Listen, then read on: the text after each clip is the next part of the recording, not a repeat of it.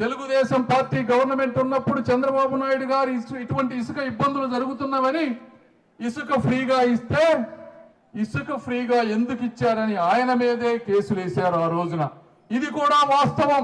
అదే విధంగా ఇప్పుడు నేషనల్ గ్రీన్ ట్రిబ్యునల్ కి ఇక్కడెక్కడ ఇసుక అరాచకం జరగటం లేదని 25 మంది కలెక్టర్ల చేత దొంగ లెటర్లు రాయించిన మాట వాస్తవం కాదా జగన్మోహన్ రెడ్డి గారు అని నేను అడుగుతా ఉన్నా. పాపం ఆ కలెక్టర్లో కొంతమందికి బలహీనతలు ఉంటాయి, కొంతమంది డబ్బుకు కక్కుర్తి పడతారు, కొంతమంది వేరే వాటికి కక్కుర్తి పడతారు.